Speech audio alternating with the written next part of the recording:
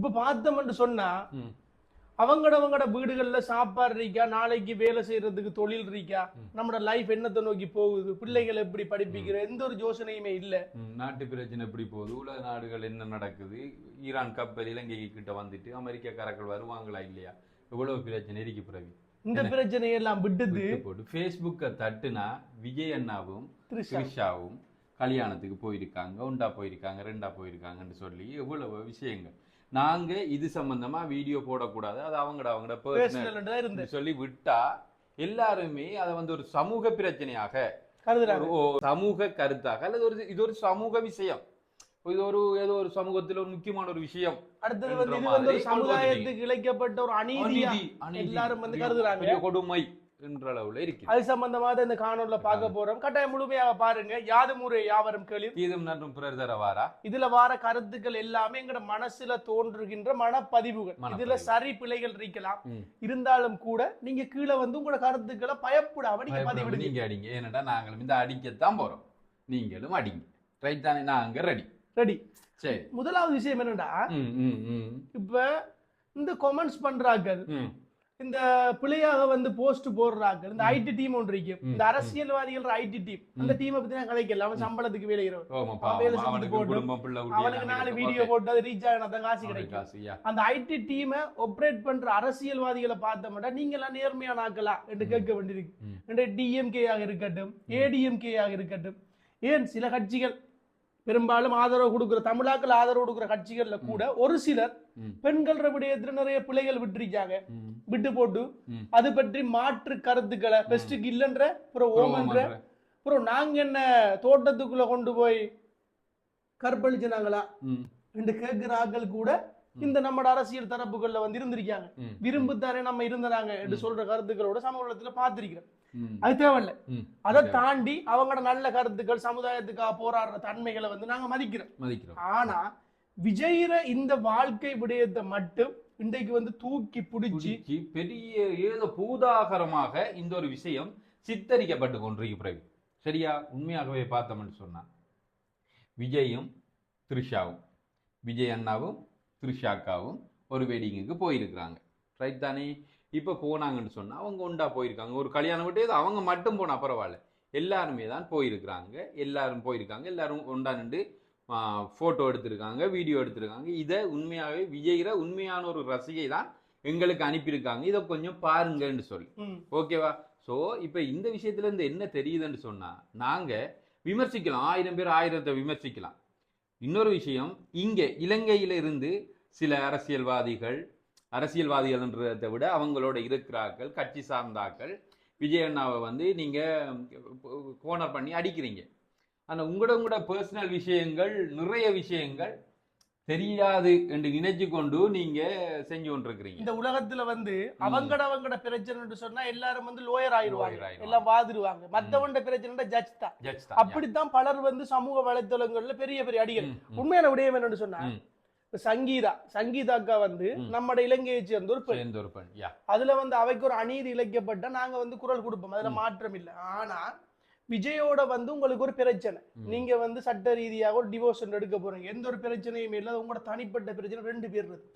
நீங்க 5 வருஷம் வந்து மன உளைச்சல் இருந்துன்னு சொல்றீங்க, இன்னொரு 5 மாசம் நீங்க மன உளைச்சல் இருந்திருந்தா எங்களுக்கு போதும்.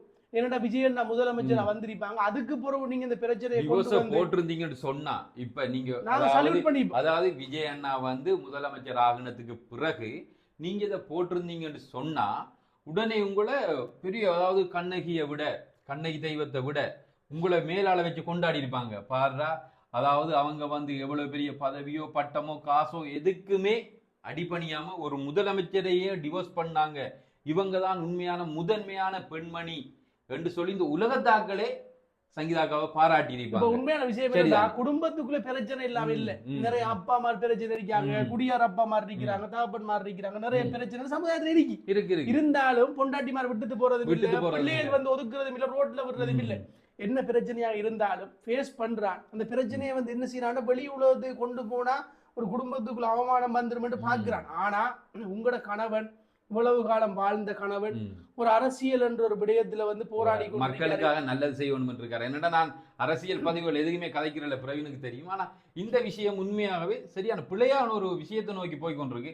அதாவது அவர் பர்சனலா ஏதோ பண்றாரு, அரசியல் மக்களுக்கு நல்லது செய்யணும், ஏதாவது செய்வோம் என்று சொல்லி வந்தவரை போட்டு எல்லாருமே அடிச்சு கொண்டிருக்கீங்க. சரிதானே? ஏதோ அந்த பாட்டு வாச்சா கிளவியும் பாடுவான்னு சொல்லி ஒரு இது ஒன்று இருக்குது. ஏதோ பெரிய எல்லாருமே உத்தவர்கள் மாதிரி அடிச்சு விடுறது. அப்படி விஜயன் அப்படி, விஜயன் அப்படி, விஜயன் இங்க, விஜயன் அங்க. என்னடா இப்ப நான் கேக்குறேன் சார், இன்னைக்கு பார்த்தா விஜயகாந்த் ஐயாட மனைவி நானும் போய் சந்திச்சு வேற காலில் கூட விழுந்து வந்தேன். ஆனா இன்றைக்கு வந்து மனவேதனைப்படுறேன். என்ன காரணம் சொன்னா, விஜயகாந்த் ஐயாக்கு முரணா டிஎம்கே பத்தி தான் கூட வந்து புரட்சி கலைஞர் வந்து விமர்சிச்சு அந்த கட்சியிலேயே போய் சேர்ந்து நீங்க இப்ப அரசியல் பண்றீங்க. அதை வந்து வன்மையாக வந்து நாங்க என்ன செய்யறோம், கண்டிக்கிறோம். ஆனா விஜய் அண்ணா யாரோடையும் சாரல்ல. அவர் வந்து இதுவரையில அவர் கூட்டணிக்கு போகல. அதாவது எல்லாரும் சொல்லி கொண்டிருக்காங்க கூட்டணி இவர் வந்து சேர்க்கிறாங்கல்ல. அப்படி இல்ல, இவரு கூட்டணிக்கு போகல. ஏன்னு சொன்னா சில கட்சிகளோட வந்து கூட்டணி போகலாது. இப்ப பணம் வந்தா பேரம் பேசி போற அளவுக்கு இல்ல. ரசிகர்கள் இன்றைக்கு பாடசாலை மாணவர்கள்ல இருந்து சின்ன பொடியன் வரைக்கும் அரசியல் பேசுறான்னு சொன்னா விஜயனோட வருகை. ஒரு சில கருத்து முரண்பாடுகள் இருக்கலாம் பலருக்கு. என்ன கருத்து முரண்பாடுகள் இருந்தாலும் ஒரு மாற்றம் ஒன்று தேவை.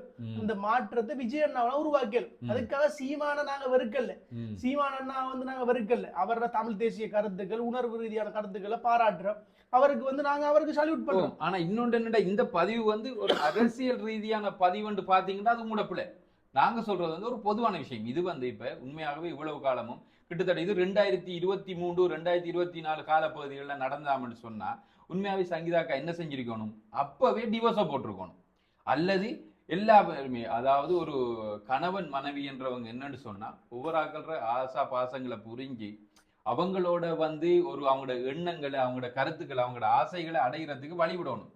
ஸோ இப்ப நீங்க உண்மையாவே சங்கீதாக்கா பெர்ஃபெக்டான ஆள் அப்படின்னு சொன்னார். அதாவது அந்த கருத்தை நல்லா விளங்கி கொள்ளுங்க. சங்கீதாக்கா உண்மையாகவே கணவனுக்கு கணவன் ஆசைகளை, கணவன் எல்லா எண்ணங்களையும் புரிந்து நடக்கக்கூடிய ஆளாக இருந்திருந்தால் இப்ப அவங்க இந்த டிவோர்ஸ் கேஸ் போட்டிருக்க கூடாது. ஏன்னு சொன்னா சரி ஓகே, அவர் பிழை செஞ்சிட்டாரு, கணவன் பிழை செஞ்சிட்டாரு, ஓகே. ஆனா அவர் ஆசைப்படுறாரு, இவ்வளவு செஞ்சவர் ஆசைப்படுறாரு, போகட்டும், நாங்க அதுக்கு பிறகு டிவோர்ஸை போடுவோம் என்று சொல்லி போட்டிருக்கணும். ஆனா அதை செய்யலை. இப்ப ஏதோ அரசியல் கட்சிகள சூழ்ச்சிகள் அல்லது சில விஷயங்கள் கருத்துக்களால ஏதோ டிவோர்ஸை போட்ட மாதிரி ஒரு விஷயம் உண்டு. இன்னொன்று மீடியாவில் பார்த்தோம், எல்லா மீடியாவில் வரதான். இன்னொன்று பார்த்தோம், மகன் மகள் எல்லாருக்குமே 250 கோடி 250 கோடி ஏதோ கேட்டு தலா பரஸ்பரமான மாதிரி ஒரு மீடியா ஒன்றுல பார்த்தோம்.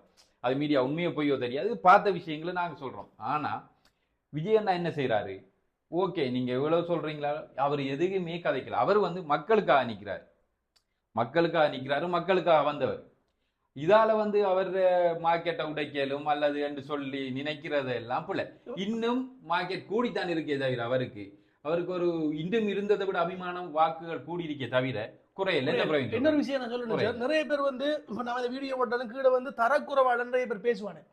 அவ்வளவு பேர். ஆனா விஜயண்ணாட ரசிகர்களோ அல்லது நல்லவர்களோ அப்படியான கமெண்ட் அடிக்க மாட்டாங்க.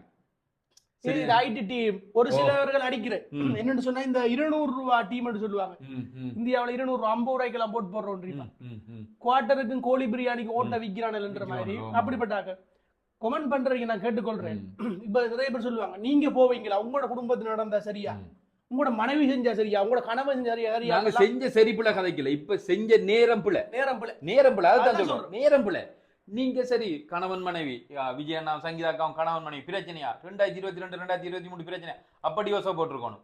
அல்லது நீங்க எலெக்ஷன் முடிஞ்சது போட்டிருக்கணும். பிரவீன் சொன்ன மாதிரி 5 மாசமும் 5 வருஷமும் 5 மாசம் மன உளைச்சல் இருந்துட்டு டிவோர்ஸை போட்டிருக்கணும்.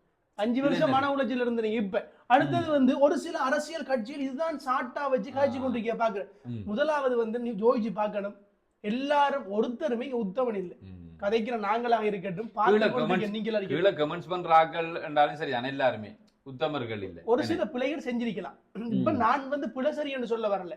ஒரு அரசியல் கட்சியில கஷ்டப்படுறாரு, அவரை நம்பி நிறைய ரசிகர்கள் வந்திருக்கிறாங்க, நிறைய பேர் வந்திருக்கிறாங்க, அதை யோசிக்கிறேன். அடுத்தது ஒரு மனுஷனுக்கு எவ்வளவு வட்டியா, அங்க கரூர்ல பிரச்சனைன்றீங்க, அதுக்கு அப்புறம் சிபிஐ கூப்பிடுறீங்க. ஆனா எல்லாத்தையும் தாண்டி அந்த மனுஷன் கெத்தா நிக்கிறாரு தானே. இப்ப எனக்கு என்ன சொன்னா சார், இந்த த்ரிஷாவை கூட்டி வந்த விஷயம் தான் சார், நான் வந்து சார் ஒரு பாசிட்டிவான விஷயமா தான் பாக்குறேன். என்னன்னு சொன்னா, அவங்க சினிமா துறையில நடிச்சிருக்காங்க சார், நிறைய படங்கள் வந்து ஹிட் கொடுத்திருக்காங்க. இப்ப கூட லியோ படத்துல நடிச்சிருந்தாங்க. அப்ப ஒரு நட்பு அவங்களுக்கு இருந்திருக்கு. இப்ப அவங்க சொல்றதுக்கு விமர்சனத்தை தாண்டி அவங்களோட மனசுக்குள்ள ஒரு பிழையான எண்ணம் இருந்திருந்தா இப்படி செஞ்சிருக்க மாட்டாங்க. அவங்க வந்து ஒரு பாசிட்டிவா தான் அதை பாக்குறேன். நீங்க அடிக்கிறீங்க, நீங்க என்னடா அடிங்க, நான் எப்படி இருக்கிறோம் அதே மாதிரி அடிப்பேன். அதுதான் உண்மை, அதுதான் உண்மை. இப்ப அடிக்கிறார்கள், கருத்து தெரிவிக்கிறார்கள், கொஞ்சம் யோசிச்சு பார்த்துக்காதீங்க. இன்னொன்னு என்னண்டா, இந்த வீடியோவை விஜய் நான் பாப்பாருண்ட 99% அவர் பார்க்க போறல. அவரோட கட்சிக்காரர்கள் பார்த்தா அதுலயும் ஏதோ ஒரு வீதம் 2 தான் பார்க்க போறாங்க. நாங்க ஏன் கதைக்கிறோம்னு சொன்னா, இந்த வீடியோவை பார்த்து இப்படி மொக்குத்தனமான, லூசுத்தனமான, அட்டிமட்டமான சிந்தனைகள், கருத்துக்களை விடுங்க. அடுத்தது, நீங்க வந்து இந்தியாவுல எந்த கட்சிக்கு நீங்க ஆதரவானாக்கள் இருப்பீங்க? ஒரு நாளைக்கு போங்கடா, போட்டு போடுங்க, பிரச்சனை இல்லை. அந்த கட்சிகள்ல இருக்கிற எல்லா அரசியல்வாதிகளும் விஜயை விட கேவலமான பொம்புல சேட்டை விட்டாக்கள்ன்றதை மட்டும் நீங்க வரக்காதீங்க. இப்ப என்னன்னு சொன்னா, இன்னொன்று இப்ப பழைய பழைய ஆக்களையும் பாருங்க. ரைட் தானே? எல்லாருமே அப்படித்தான். ஒரு கல்யாணம், 2 கல்யாணம், எல்லாருமே நடிகர் அப்படித்தான் இருந்தவங்க. இதுல வந்து இப்ப நாங்க விஜய் அண்ணா செஞ்சது சரி பிள்ளைன்றதை தாண்டி இப்ப சொன்ன விஷயம் பிள்ளை, சொன்ன டைம் பிள்ளை. இது வந்து சில வேளை அரசியல் கட்சிகள் தூண்டல் தான். அவங்க சில வேளை இது 2ஐயும் கதைக்கு பேசிய முடிவெடுத்திருக்கலாம். சோடியன் குடும்பி சும்மா ஆடாது தானே, யோசிச்சு பாருங்க. ஆகவே வந்து இந்த இதால நமக்கும் வழக்கு போடுவாங்களாம். வழக்கு போட்டாலும் பிரச்சனை இல்லை. இந்த வழக்குன்ற எங்களுக்கு வந்து சின்ன ஸ்கிரட்ச் ஆகின மாதிரி. ஆகவே இந்த காணொலி இவ்வளவு நேரம் பார்த்தாக்களுக்கு நன்றி. நிறைய பேர் வந்து கீழே வந்து கதறுவீங்க, கதறுங்க, தற்குறி என்று சொல்லுவீங்க. தற்குறி என்று சொல்றவாறு 50 ரூபா வாங்கிட்டு தமிழ்நாட்டுல இந்த டிஎம்கே, ஏடிஎம்கே, இந்த திமுக திருட்டு திமுக 200 ரூபா 300 ரூபாய் வாங்கி போட்டு போட்டு வந்தா நம்ம என்ன செய்யறாங்க? தற்குறி என்ற. இல்லாட்டி இவ்வளவு காலம் வந்து அரசியல்ல 10 வருஷம் 15 வருஷம் இருந்து ஒரு மாற்றத்தையும் கொண்டு வர இயலாதவன் நம்மள வந்து தற்குறி என்றான். இல்லாட்டி வந்து என்ன சொல்றேன், ஒரு குடும்பமே ஆட்சி செய்து பார்த்துக்கொண்டு அவன் தற்குறி என்றான். அப்படி இருக்கிற நீங்க சொல்லக்கூட வந்து ஒரு மாற்றத்தை கொண்டு வர நினைக்கிற ஆட்கள் நடிகரா இருந்தாலும் நிறைய அவர் இன்னொன்னு நல்லா யோசிங்க. இவ்வளவு காலமும் விஜய் அண்ணாவும் த்ரிஷாக்காவும் ஒரு படம் எங்களை இப்ப என்ன சொல்றது, எங்களை எல்லாம் இப்ப அந்த ஜோடியண்டா அப்படி நாங்க ஸ்கிரீன்ல பார்க்கக்குள்ள அவ்வளவு சந்தோஷமா இருக்கும். அவ்வளவு காலம் சந்தோஷப்படுத்தினவங்க. இவர் இப்ப எப்பயாவது த்ரிஷாவும் விஜய் அண்ணாவும் இங்கே எவ்வளவு இடமெல்லாம் சுத்திருப்பாங்க, போயிருப்பாங்க, வந்திருப்பாங்க. இவ்வளவு காலம் அவர் விமர்சிக்கப்படலை. மக்களுக்கு ஏதாவது நல்லது செய்வோம் என்று சொல்லி வந்தாரு. வந்த உடனே என்ன செய்யறீங்க? இப்ப விமர்சிக்கிறீங்க. மக்களுக்கு நல்ல செய்ய வருவானுங்களா? அந்த சிவாஜி படத்துல சொல்ற மாதிரி தான் சார். ஏன்டா விமர்சிக்கிறீங்க? ஏன் உங்களை உள்ள ஜெயிலுக்குள்ள வச்சாங்க? நல்லது பண்ண, நாட்டுக்கு நல்லது பண்ண, நல்லது பண்ணா விமர்சனம் பாரு. எப்படித்தான் இப்ப என்னன்னு சொன்னா, உலகத்துல இருக்கிற அறிவாளிகள் இருக்கிறதும் இந்தியா தான், பச்சை மொக்கங்கள் இருக்கிறது இந்தியா. சார் அடுத்த ஒரு விஷயம் என்னடா சார், கூல் என்ன விஷயம் என்னடா சார், நான் பார்த்த விஷயம்.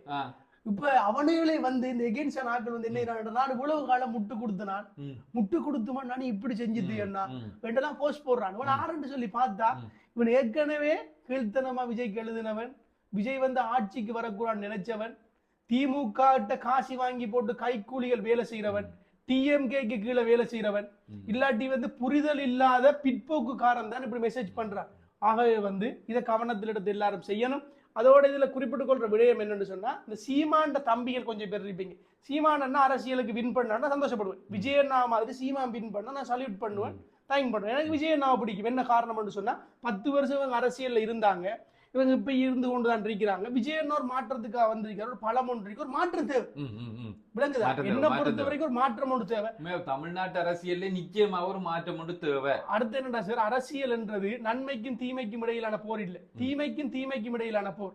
தீமையில அளவிரிக்கு சின்னது பெருசு. அந்த அடிப்படையில நம்மட தாவேகா, தமிழக வெற்றி கழகம், அடுத்து வந்து நாம் தமிழர் கட்சி, இது ரெண்டுமே சின்ன தீமை, மற்றதெல்லாம் பெரிய தீமை. இந்த 2 சின்ன தீமையில பலமா இருக்கிற கட்சி வந்து நான் பார்த்த வரைக்கும் தமிழக வெற்றி கழகம். இன்றைக்கு ஒரு எந்த இடத்துல போனாலும் மக்கள் ஆதரவு, ரசிகர்கள் இருந்தாலும், வீட்டுல இருந்து அடிமட்டத்திலிருந்து சின்ன பிள்ளைகள்ல இருந்து பாடசாலை மாணவன் வரைக்கும் அரசியல் பேசுறாங்க. அப்ப நாங்க வந்து என்ன தமிழக வெற்றி கழகம் வெள்ள நினைக்கிறோம். மற்ற இன்னொரு விஷயம் என்னன்னு சொன்னா, இலங்கையிலேயே அடிமட்டம் உள்ளவர்கள் வரைக்கும், அதாவது சின்ன சின்ன தொழில் செய்யறதிலிருந்து அடிமட்டமான கல்வி அறிவில்லாத ஆட்கள் கூட அரசியல் பேச வச்சது உண்மையிலேயே ஒரு அரசியல்வாதி.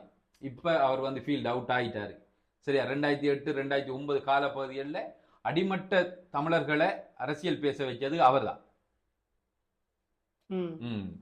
ஆகவே வந்து அன்பான உறவுகளுக்கு ஆறுகண்டு விளங்கியிருக்கும். அன்பான உறவுகளுக்கு நன்றி. ஒரு நேரம் வீடியோ பார்த்தாக்களுக்கு நன்றி. உங்களோட கருத்துக்களை வந்து நாகரிகமான முறையில ஒரு உங்களோட நீ வந்து மத்தவண்ட பிறப்பை பத்தி கதைக்கலாம். நீ போடுற கொமெண்ட் வந்து உண்ட பிறப்பை பத்தி கதைக்கும். அப்படி கதைக்காம உண்ட கொமெண்ட்டை வந்து நீ போடு. ஆரோக்கியமான கொமெண்ட்ஸ் பண்ணா ஆரோக்கியமா ரிப்ளை பண்றது நாங்க ரெடியாக இருக்கிறோம். வீழ்வது நாமாயினும் வாழ்வது தமிழாகட்டும். இல்லாட்டி டிலீட் பண்ணிட்டு போய் தேடிப்போம். நன்றி, வணக்கம். யாவதும்